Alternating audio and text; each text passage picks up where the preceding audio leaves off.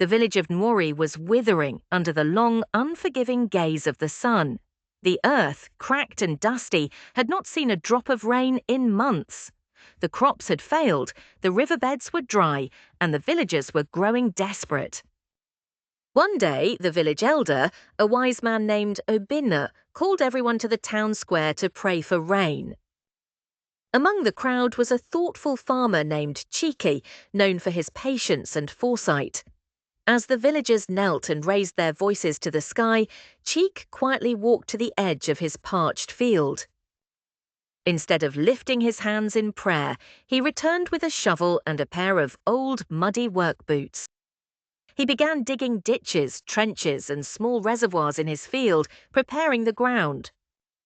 One of his neighbors, a man named Namdi, stopped to watch him with a puzzled frown. "Chike, why are you not praying with us? Are you so faithless?" Namdi asked. Chike kept working, sweat glistening on his brow. "I am praying, Namdi, but I am also preparing for the mud." "The mud?" Namdi scoffed. "What good is mud without rain? And why worry about something we can't even see?" Chike leaned on his shovel and smiled. "We all ask for blessings, but blessings do not come alone. When the skies finally open, the dry earth will turn to mud. It will be messy, slippery, and inconvenient. If I prepare now, I will be ready to handle the gift when it arrives." On the seventh day of their prayers, a tiny cloud appeared on the horizon, no bigger than a man's hand.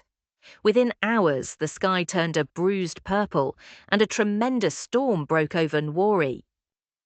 The villagers rejoiced as the first fat drops hit the dust. Their prayers were answered.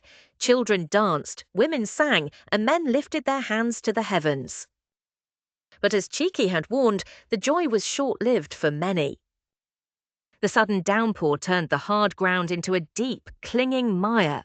Yards and paths flooded.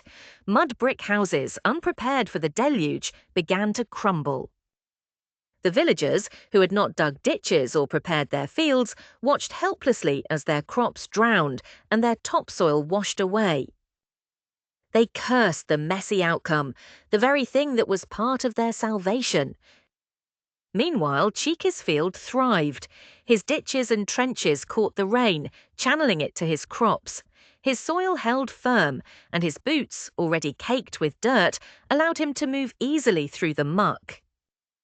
Because he had welcomed the mud, he could enjoy the blessing of the rain fully. That evening, as the villagers gathered again, Obinna, the elder, raised his voice. "Let this day remind us, when you pray for rain, you must also prepare for the mud. Blessings carry responsibility. Wisdom is knowing how to receive them." And from then on, the people of Nworie remembered to prepare not only for the gifts they prayed for, but also for the challenges that came along with them. Moral of the story: when you ask for blessings, be ready for the responsibilities and difficulties that come with them. Please like, share, and subscribe to my channel. Bye.